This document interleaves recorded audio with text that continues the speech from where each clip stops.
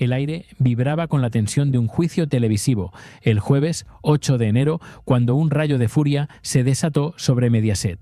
Aida Naizar, con una vehemencia resonante, detonó una bomba informativa que prometía cimbrar los cimientos de lo que parecía un imperio inquebrantable. Sus acusaciones no eran meros lamentos, eran proyectiles dirigidos, con precisión letal, hacia los bastiones más sagrados de la cadena. El epicentro de esta tormenta mediática se localizaba en Patricia Pardo y Ana Rosa Quintana, figuras emblemáticas de un poder ahora cuestionado hasta la médula. Aida Naizar pintó a Pardo como una grandiosa hipócrita, cuya teatralidad para llamar la atención contrastaba brutalmente con su ignorancia mientras osaba dar lecciones sobre la controvertida Casa de los Gemelos. La acusación era un dardo envenenado que exponía la doble moral de una televisión que se preciaba de su ética. La furia de Aida Naizar escaló hasta las más altas esferas, lanzando una pregunta que se clavaba como un puñal en el corazón de la cadena. ¿Sabe en qué televisión trabaja? ¿Para qué productora es una vergüenza trabajar? ¿Para que su marido esté imputado por corrupción? Esta no era una simple difamación, era una alusión directa a la delicada situación personal de Ana Rosa Quintana, una sombra que ahora se proyectaba sobre la credibilidad de todo un conglomerado mediático. Esta explosión de indignación no surgía de la nada.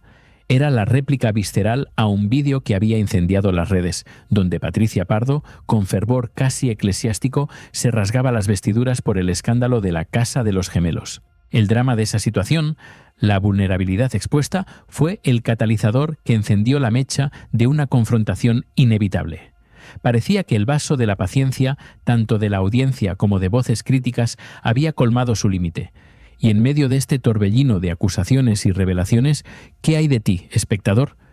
Antes de adentrarnos más en este abismo de contradicciones y verdades a medias, déjame en los comentarios desde qué rincón del mundo nos acompañas y qué piensas de esta contienda mediática.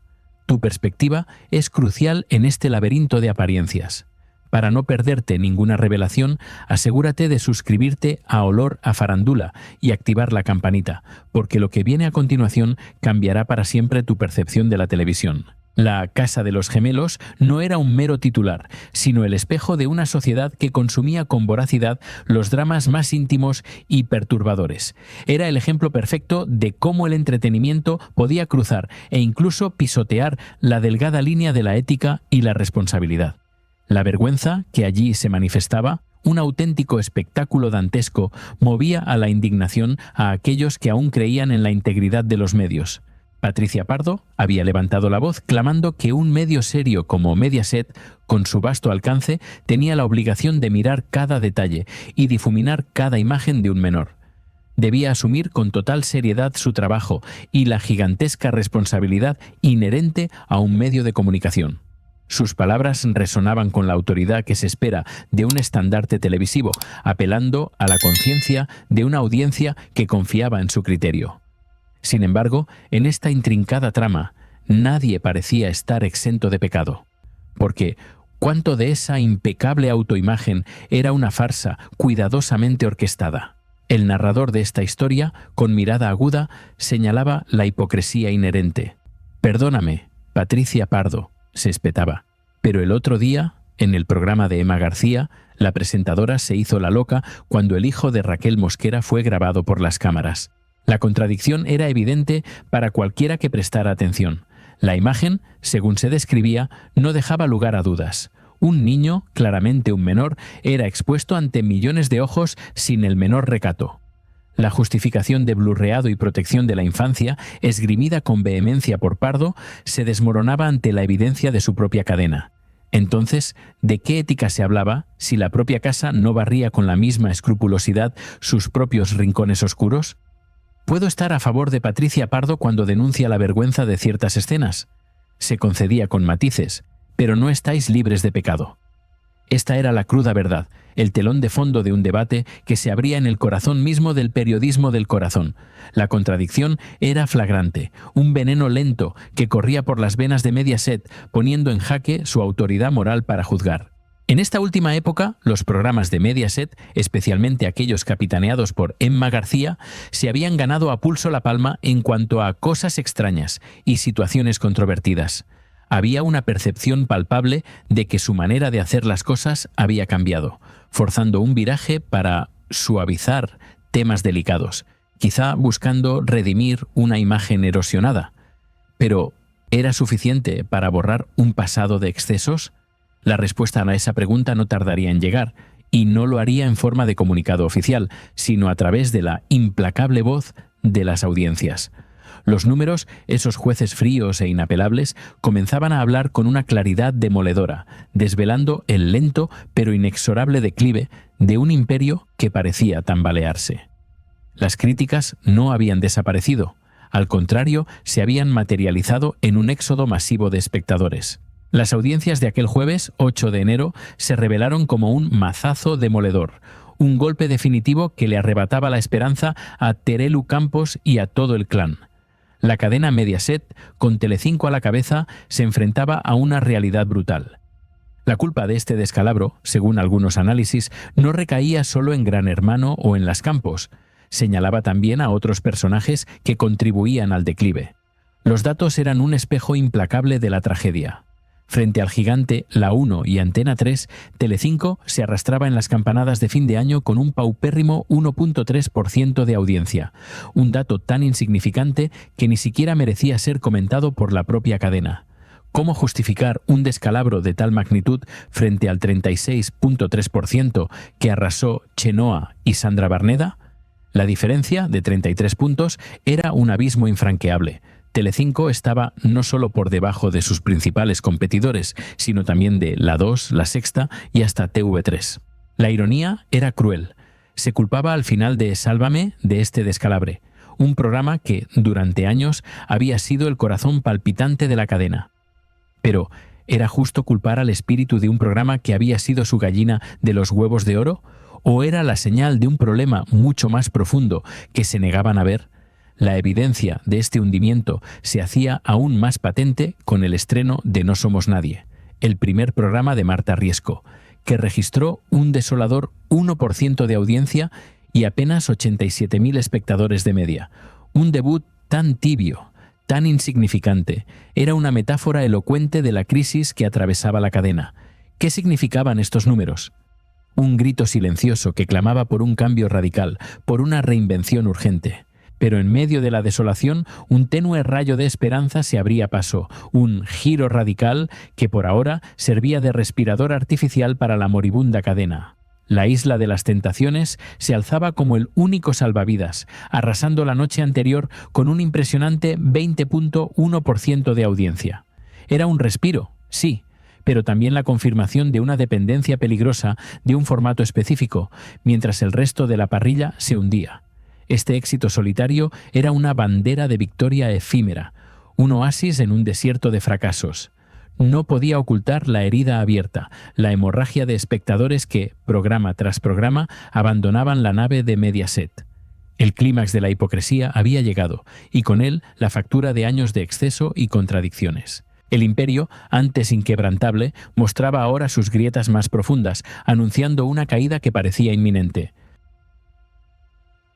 En el crepúsculo de una era, con las audiencias desplomándose como castillos de naipes, Mediaset se aferraba a un último y desesperado as bajo la manga: el estreno inminente de Gran Hermano Dúo.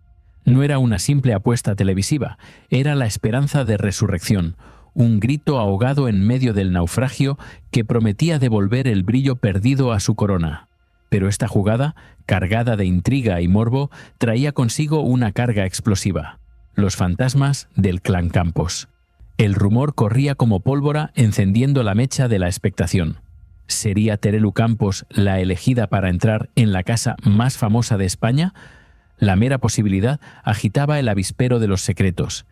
Se decía que el programa buscaba un personaje que llevara años, más de 4, apartado de la pequeña pantalla. Una descripción que encajaba peligrosamente con figuras como Bigote Arrocet y Carlos Lozano. La trama se espesaba, el misterio crecía, y la promesa de revelaciones inconfesables pendía como la espada de Damocles. Pero, ¿qué significaría la presencia de Terelu en ese confinado espacio? La simple conjunción de su nombre con el de Belén Ro y especialmente el inminente Bigote Arrocet era una detonación programada. Los muros de la casa se convertirían en la caja de Pandora donde todos los secretos del clan Campos, cuidadosamente enterrados bajo capas de apariencias, saldrían a la luz, sin piedad ni censura. La vulnerabilidad de una familia expuesta ante millones de ojos ávidos de drama. El juego de las especulaciones alcanzó un clímax cuando Bigote Arrocet, con una enigmática ambigüedad, apareció en directo en No Somos Nadie. Sus palabras, crípticas y evasivas, no hicieron sino alimentar el fuego. Me llama, me dicen lo que entra o no, y me tengo que enterar de lo que entra Castaño, Borrego y Belén Ro, soltó, dejando un rastro de incertidumbre. ¿Era una negación contractual o una confirmación disfrazada? El enigma se mantenía, la tensión ascendía y el público, al borde de sus asientos, esperaba. La posibilidad de su entrada, aunque él la negase con un velo de profesionalidad, era palpable. Entiendo que por contrato, si lo tiene firmado, no va a decir que sí, se reflexionaba en voz alta, desentrañando la madeja de los acuerdos televisivos. Esta danza de negaciones y verdades a medias era en sí misma parte del espectáculo, un ingrediente más en la fórmula de la intriga que Mediaset intentaba explotar al máximo. Pero Bigote no era el único nombre que sonaba con fuerza en este tablero de ajedrez mediático. Carlos Lozano, otra figura largamente ausente de los focos, también poseía todas las papeletas para un regreso triunfal. Su presencia, se auguraba, sería un bálsamo para Telecinco. Recordar su última trama con Míriam Saavedra era evocar un éxito rotundo, una mina de oro que, lamentablemente, la cadena había explotado de forma poco inteligente, dejándola yacer en el olvido. Carlos Lozano, un presentador de primera línea, había sabido retirarse a tiempo, una decisión que muchos consideraron una victoria estratégica. Se había negado a arrastrarse por las miserias del espectáculo por 4 duros y un bocadillo de chopet, un contraste brutal con otros iconos televisivos. Este acto de dignidad, de preservar la integridad, era una lección silente para aquellos que, como las Campos, parecían dispuestos a vender su vida, su miseria y a su propia familia en el altar de la televisión por una efímera notoriedad y un mísero rédito económico. Vender tu vida, vender tu miseria, vender a tu familia y al final arrastrarte en televisión por 4 duros, creo que mancha significativamente tu currículum, se sentenciaba con la severidad de un juez moral. Esta crítica, afilada como un bisturí, no era un mero juicio, era una advertencia, una reflexión sobre el precio de la fama y la autodestrucción en aras del espectáculo. La televisión, en su afán por devorar, dejaba un rastro de carreras destrozadas y dignidades pisoteadas. Mientras los fichajes de Gran Hermano Dúo sembraban la expectación, otra tormenta se gestaba en el horizonte, una que amenazaba con desenmascarar las vergüenzas no solo de una casa, sino de un sistema entero. El equipo de investigación de La Sexta anunciaba un especial demoledor para el 9 de enero, un negocio detrás de la Casa de los Gemelos. No era un reportaje más, era la promesa de una guerra definitiva entre la televisión convencional y las plataformas digitales, un choque de titanes por la verdad y la audiencia. La intro de este reportaje, brutalmente directa, planteaba una pregunta incómoda. Tabra, chef, el show acabó, ahora toca entender qué había detrás, la Casa de los Gemelos, el negocio. Era una declaración de intenciones, un guante lanzado a una sociedad que consumía el morbo sin cuestionar su origen. Pero, ¿era este el tema que nuestra sociedad, inmersa en una inflación desmedida y problemas acuciantes, realmente necesitaba? ¿O era una nueva distracción, un circo para mantener la mente ocupada? Con una inflación que ahogaba al país, con un elevado porcentaje de personas que no llegaban a fin de mes, con la pobreza infantil carcomiendo los cimientos y con problemas graves en la sanidad y la educación, se alzaba una pregunta incisiva. ¿A qué viene que un programa como La Sexta hable de 4 freaks? La hipérbole era intencionada, el calificativo provocador. Porque, en el gran esquema de las cosas, ¿cuánto peso tenían estas historias frente a la cruda realidad de la calle? Era una llamada de atención sobre las prioridades mediáticas y su desconexión con el pulso social. Este reportaje, a pesar de las objeciones sobre su relevancia, prometía ser un bar de Troya, un caballo de madera que, una vez dentro de la ciudad amurallada, desataría una batalla implacable. La confrontación entre la ética periodística y el sensacionalismo, entre la responsabilidad social y el afán de lucro, alcanzaba su punto álgido. Las plataformas digitales, con su libertad y falta de filtros, se erigían como el contrapunto de una televisión tradicional que se debatía entre sus viejas glorias y su decadente presente. En este tablero de ajedrez, donde las audiencias eran el campo de batalla y la verdad la moneda de cambio, el futuro de Mediaset y de la televisión convencional se jugaba en cada emisión. La Casa de los Gemelos no era solo un escándalo, era un síntoma. Las audiencias caídas no eran solo números, eran un veredicto. El imperio, que alguna vez pareció invencible, ahora se enfrentaba a su propia mortalidad, a la inevitable verdad que siempre termina por salir a la luz. No importa cuán profundo se intente enterrarla. La lección que emerge de este clímax de hipocresía y desesperación es clara. La televisión, como espejo de la sociedad, no puede permitirse el lujo de la desconexión o la doble moral. Los espectadores, cada vez más exigentes, buscan autenticidad y responsabilidad, no solo un espectáculo vacío. Es una era de cambios radicales, donde la verdad, por dolorosa que sea, se abre paso a través de las grietas del artificio. ¿Qué nos depara el futuro de la pantalla? Solo el tiempo, y tú, como testigo, lo dirás. Si has llegado hasta aquí, comprendes la magnitud de esta historia, el trasfondo de un drama que va más allá de los focos y los titulares. Te invito a ser parte de esta conversación, a dejar tu opinión en los comentarios y a sumarte a nuestra comunidad. Suscríbete a Olor a Farándula y activa las notificaciones para que no te pierdas ni un solo capítulo de las historias que realmente importan, las que desnudan la realidad